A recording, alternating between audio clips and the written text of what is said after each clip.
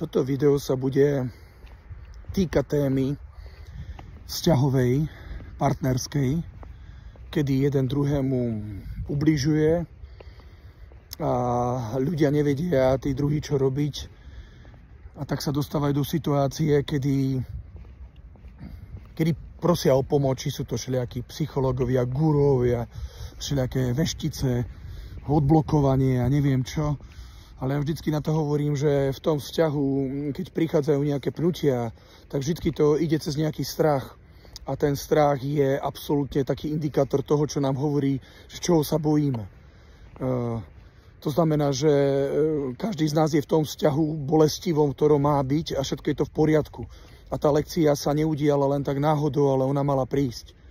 Takže keď je konštelácia, že napríklad muž nedovolil žene, aby sa osobnostne rozvíjala a že finančne je plne závislá na ňom a prichádza tam nejaké manipulácia, vydieranie, zosmiešňovanie, urážanie, že si ju neváži a ona vlastne cíti, že ten vzťah je absolútne v kríze, ale ona je vlastne v kúte a bojí sa prejaviť svoje názory, tak je to presne o tom, že tá situácia hovorí, ty si sa stala závislá na ňom. Ty si dovolila, aby si sa nerozvíjala a ty sa teraz bojí, že skončíš na ulici alebo u rodičov s deťmi a že všetci sa ti budú smiať. Ale to je presne o tom, že ten človek musí posilniť tú oblasť, kde vlastne vyhorel, ktorú nepodporoval. To znamená zapnúť motory a stať sa sebestačným, koľko sa len dá. Tak môže byť iná konštelácia, že napríklad žena je bohatá, zabezpečená a prahne po láske. A tak si nájde partnera, ktorý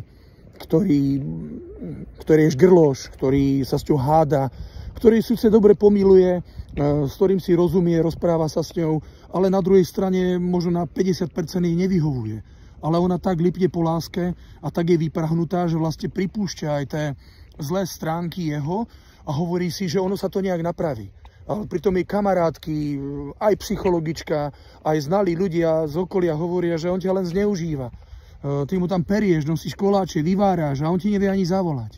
Hej, to znamená, to zase hovorí o tom, že vo vnútri ti chýba láska, že veríš samu v seba.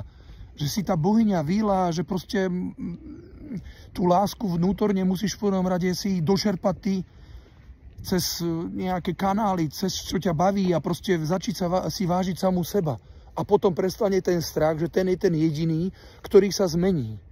No ja vám poviem jednu vec. Z mojich skúseností, z konzultácií mám takú skúsenosť, že ľudia sa menia veľmi, veľmi ťažko. A čím sú starší, tak o to ťažšie ide. Preto vám prišli do cesty, že vy si máte z toho zobrať ponaučenie pre seba. To znamená, že čo to hovorí vám, ale väčšinou sa ľudia zamerajú na toho druhého. Že ja ho zmením, on sa zmení, oni v to veria. Musia dostať druhú, tretiu, štvrtú lekciu po papuli, kedy sú oklamaní, kedy sú až na kosť duše zradení, hej, že až keď pochopia, tá cesta nevedie. Takže v každom jednom vzťahu, keď je nejaká bolesť, tak si všímajte svoje vlastné strachy a tie vás dovedú k tomu, k oblasti, ktorú máte nejak asanovať a ktorú máte napraviť. Takže áno, mnoho vzťahov sa dá napraviť, ale v každom vzťahu to ide cez to, že sa zmení jeden a ten druhý. Len tou zmenou týchto dvoch jedincov, ktorí tvoria pár, sa môže zmeniť aj samotný vzťah. Takže každá lekcia je taká, aká má byť a vy môžete len za to poďakovať. Keď tú celú lekciu prekonáte, tak uvidíte, že sa vám dobre stalo. Aj keď viem, že teraz vás to asi pravdepodobne bolí. Tak ja vám želám veľa energie a veľa dobre patrackých schopností, aby ste dobre rozanalizovali situáciu a pochopili, prečo ste sa do nej dostali a hlavne, ako z nej von, že kde spravíte zmeny. Želám vám pekný deň a pekný život.